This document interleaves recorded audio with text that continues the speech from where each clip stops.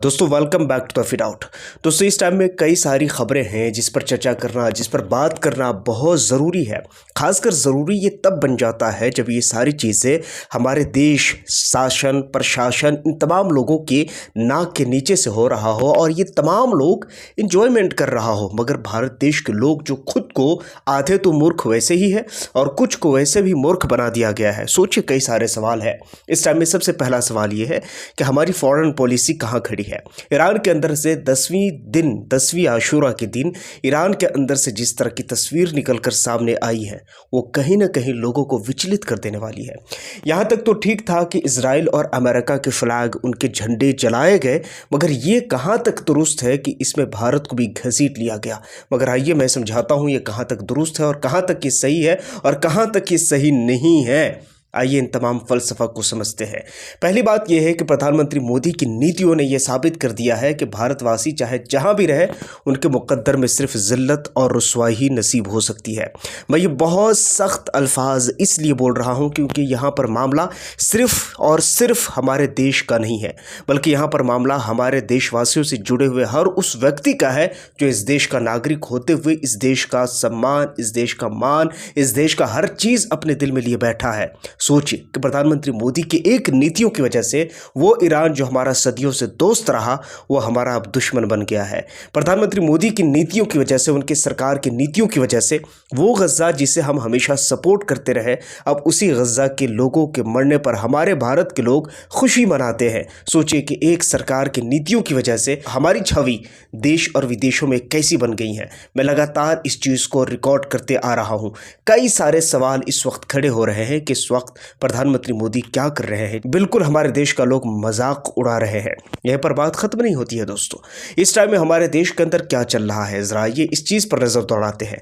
हमारे देश के अंदर में पेपर लीक हुआ था। नहीं, मैं उस नीट की बात नहीं कर रहा हूं, टीईटी की बात कर रहा हूं। जरा इस खबर को गौर से देखिए। यह है न्यूज़ 24 की रिपोर्ट। यहाँ पर न्यूज़ 24 की रिपोर्ट के अनुसार यहाँ पर फिर से टीईटी की पेपर लीक हो गया, वो भी महाराष्ट्र में, और ये लीक होने की वजह से परीक्षा रद्द कर दिया गया है। ये खबर है आपके सामने। जी हाँ, वो नीट का जो पेपर था वो लीक नहीं हुआ, टीईटी का जो पेपर था वो भी लीक हुआ और वो लीक होने की वजह से परीक्षा रद्द कर दी गई है। सवाल आपके मन में होना चाहिए, अगर नहीं है तो फिर आपके मन में और सवाल होना चाहिए कि आपके मन में सवाल होने के बावजूद भी सवाल है क्यों नहीं। अब आइए ज़रा समझते हैं इस चीज़ को। हमारे देश के किरण रिजिजू ये कहते हैं कि भारत की छवि को धूमिल किया जा रहा है, भारत की छवि को ख़राब किया जा रहा है पूरे इंटरनेशनल मीडिया में, पूरे इंटरनेशनल प्लेटफॉर्म पर। मगर मुझे बताइएगा कि यहाँ पर अगर भारत के मुसलमान को लेकर के आपसे एक सवाल पूछा जाता है कि आखिर क्या वजह है कि राह चलते हुए किसी मुसलमान को पकड़ के लिंच कर देना, राह चलते हुए किसी मुसलमान को ट्रेन की पटरियों पर ढकेल देना और उसकी मॉब लिंच कर देना, उसको मार देना, ये कहाँ तक जस्टिफाई किया जा सकता है। मुझे बताइएगा कि भारत में धर्म और जात के आधार पर मुहर्रम के ताजिए को भी एएसपी अनुज चौधरी ये इंची टेप लेकर, फीता लेकर माप रहा है। मगर मुझे बताइएगा कि ये सारे कानून कहाँ निकल जाते हैं जब यहीं पर किसी एक विशेष समुदाय के लोग सब ये सब कुछ कर रहे होते हैं। मेरा किसी से कोई लेना देना नहीं। मैं तो कहता हूं कि चाहे वो हिंदू हो, मुस्लिम हो, सिख हो, ईसाई हो, क्रिश्चियन हो, इस देश में हर किसी को उतना ही हक है जितना एक दूसरे समुदाय को है। हर किसी को हक है, मगर ये हक तो किसी को नहीं पहुंचता है कि आप जाति और धर्म देख करके आप उनकी इंची टेप लेकर के मापी करेंगे। ये हक किसी को नहीं पहुंचता है। बताइएगा कि उत्तर प्रदेश के अंदर में जब कोई कांड होता है तो आखिर धर्म और जात के नाम पर घर को बुलडोज क्यों किया जाता है। धर्म और जात के नाम पर इनकाउंटर में भी दो प्रकार के इनकाउंटर, एक हाफ एक फुल इनकाउंटर, ये सारा चीज़ क्या कुछ हो रहा है देश के अंदर में। मुझे बताइएगा कि ये सारा चीज़ जब बाहर के मीडिया में जाता है तो भारत की छवि को धूमिल करने के लिए यहाँ पर एक जाति, समुदाय या एक लोगों की ज़रूरत पड़ती ही नहीं है, वो वैसे भी हो जाती है। अब मैं आपको उदाहरण के तौर पर दिखाना चाहता हूँ। जब नॉर्वे के अंदर में प्रधानमंत्री मोदी गए तो प्रधानमंत्री मोदी से एक वहाँ की नॉर्वे के पत्रकार ने क्या सवाल किया था, जिस पर हमारे MEA के जो ऑफिशियल्स है वो गुस्सा भी हुए थे। वो इतने गुस्से हुए थे कि उनका चेहरा देखा जा सकता है लाल पीला हो गया था कि आखिर इन्होंने कौन सा सवाल पूछ लिया हमसे।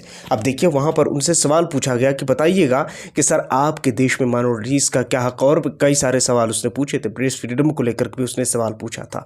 उस पर गोदी मीडिया ने उसी मीडिया पर सवाल खड़ा कर दिया जो मीडिया 1 रैंक की मीडिया है। अब 1 रैंक की मीडिया 157 रैंक की मीडिया उनसे सवाल कर रही है कि बताओ तुम कहाँ खड़े हो, मुझे बताइएगा कि तुम कहाँ खड़े हो। ये कमाल की बात है दोस्तों, बड़ा कमाल है, बड़ा अजीब और बड़ा अद्भुत नज़ारा है ये सब कुछ। कहीं ये सब कुछ देख करके मुझे ऐसा लगता है कि इस वक्त आप चाहे 1000 बार ये कहते रह जाओ, मगर समय ऐसा आएगा कि जब भारतीय लोगों का जीना कहीं विदेशों में मुश्किल और दूभर ना हो जाए। सवाल इस बात का भी है कि जब भारत खुद को इंडिपेंडेंट इतना नहीं कह रहा, बल्कि कह रहा है लेकिन है नहीं, जबकि सरकारी आंकड़े के अनुसार करोड़ों लोग गल्फ में जाकर अपनी नौकरी करते हैं और वहां जाकर पैसे कमाते हैं और 1-2 रुपये 4 रुपये जैसे भी जोड़ करके अपने घर परिवार को चलाते हैं। उन लोगों का क्या होगा? सवाल कई सारे, कंटिन्यू मैं इस पर बात करूं।